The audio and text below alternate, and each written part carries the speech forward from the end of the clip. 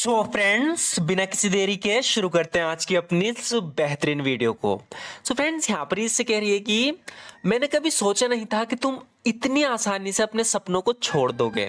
तो इसका सपना था मिलीनियर बनने का, जो ये पूरा नहीं कर पाया, बहुत ही जल्दी हार मान गया। तो यहाँ पर इससे कह रही है कि आई नेवर थॉट, मैंने कभी सोचा नहीं था you would give up on your dreams so easily.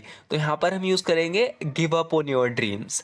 तो यहाँ पर ये अपने सपनों को छोड़ने की बात कह रही है कि मैंने कभी सोचा नहीं था कि तुम इतनी आसानी से अपने सपनों को छोड़ दोगे। सबसे पहले मैंने कभी सोचा नहीं था, आई नेवर थॉट, यानी पास्ट में हो गया। जब भी पास्ट में होता है विल का यूज नहीं होता, वुड का होता है। तो हम कहेंगे I never thought you would give up on your dreams so easily. मैंने कभी सोचा नहीं था कि तुम अपने सपनों को इतनी आसानी से छोड़ दोगे। तुम करोड़पति बनने के अपने सपने को कैसे छोड़ सकते हो? इसका सपना था मिलीनियर बनने का, तो अब ये छोड़ रहा है, कह रहा है कि मेरे मेरे बस की नहीं है, मुझसे नहीं हो रहा। तो यहाँ पर ही कह रही है कि how can you give up on, फिर से हम यूज कर रहे हैं गिव अप ऑन का। How can you give up on your dream of becoming a millionaire?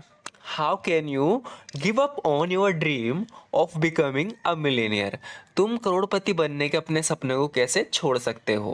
तो जब भी आपसे कोई कह रहा है कि भाई मैंने अपना ये सपना छोड़ दिया, मैं नहीं बनना चाह रहा, उस सिचुएशन में आप इस तरह के सेंटेंस यूज कर सकते हो गिव अप ऑन का यूज करके। अब आगे कह रही है कि तुम्हें क्या लगता था करोड़पति बनना आसान होगा? यहाँ पर ये कह रहा है कि बहुत मेहनत लग रही है, मुझसे इतनी मेहनत होगी नहीं ये सपना पूरा करने में। तो यहाँ पर इससे कह रही है कि तुम्हें क्या लगता था करोड़पति यानी मिलीनियर बनना आसान होगा?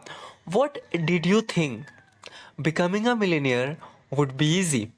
What did you think becoming a millionaire would be easy? तुम्हें क्या लगा था करोड़पति बनना आसान होगा? जिंदगी में आसानी से कुछ नहीं मिलता। इस तरह के सेंटेंस हम पहले भी यूज कर चुके हैं, इसके लिए हम बोलेंगे in life nothing comes easy. जब भी हमें किसी से कहना हो कि जिंदगी में कुछ भी आसानी से नहीं मिलता, इंग्लिश में बोलेंगे in life nothing comes easy. In life nothing comes easy, जिंदगी में कुछ भी आसानी से नहीं मिलता। जीवन में बिना कठिनाई के कुछ भी हासिल नहीं किया जा सकता।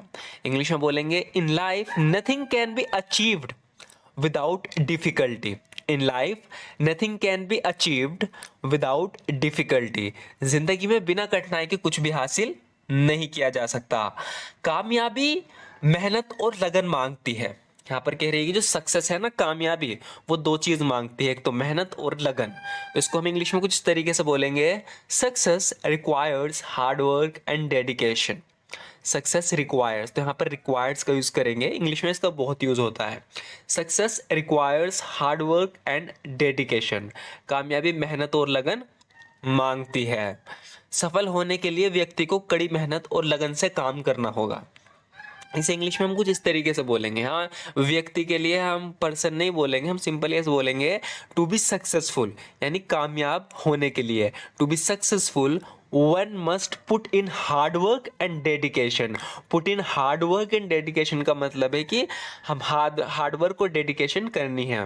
टू बी सक्सेसफुल, कामयाब होने के लिए one must put in hard work and dedication, सफल होने के लिए व्यक्ति को कड़ी मेहनत और लगन से काम करना होगा। तो put in hard work and dedication, इसको ध्यान से देखना क्योंकि आगे भी इसका यूज होगा। To be successful one must put in hard work and dedication. कह रहे कि मैंने भी यहां तक पहुंचने के लिए मेहनत की है।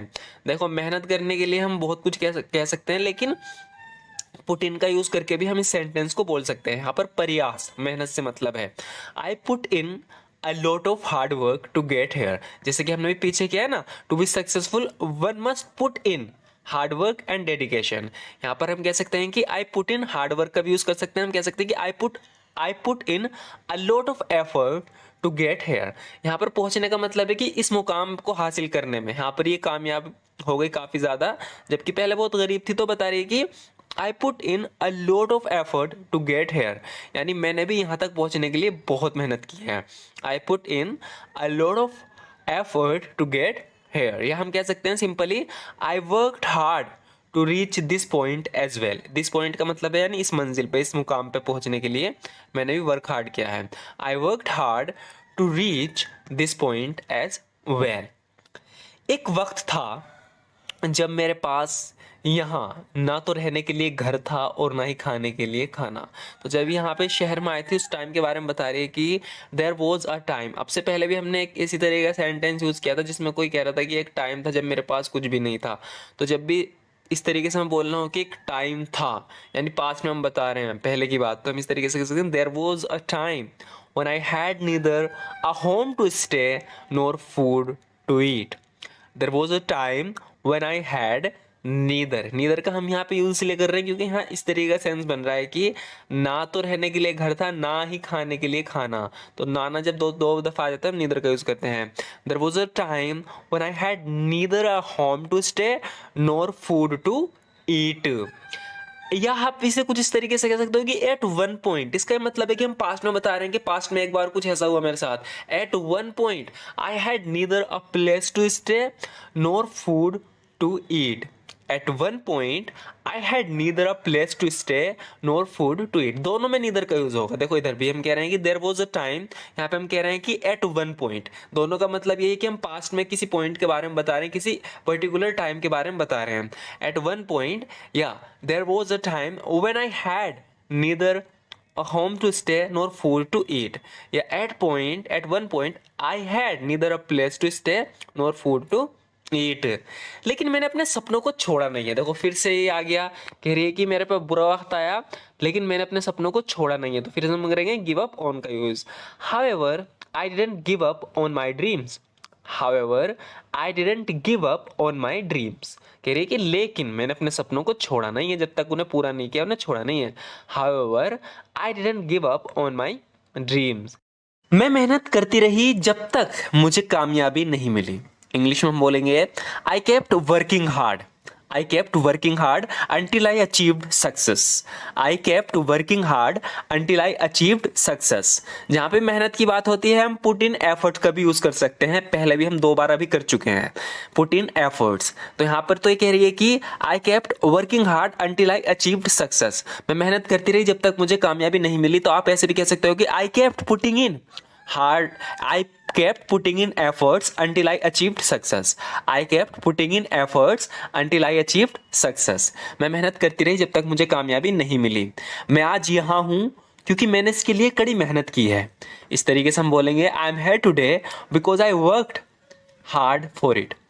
I am here today because I worked hard for it। यानी मैं यहाँ हूँ क्योंकि मैंने इसके लिए मेहनत की है। मैंने तुम्हारी तरह बीच में हिम्मत नहीं हारी। इस इंग्लिश में बोलेंगे I didn't give up in the middle like you did. I didn't give up in the middle like you did. तो ये अपने सपने को छोड़ के बीच में हिम्मत हार गया। तो यहाँ पर कह रही कि मैंने तुम्हारी तरह बीच में हिम्मत नहीं हारी। I didn't give up in the middle like you did. So friends आज की वीडियो में बस इतना ही। आपको ये वीडियो कैसी लगी जरूर बताना। वीडियो अच्छी लगी हो तो लाइक जरूर कर देना। Thank you so much for watching this video friends.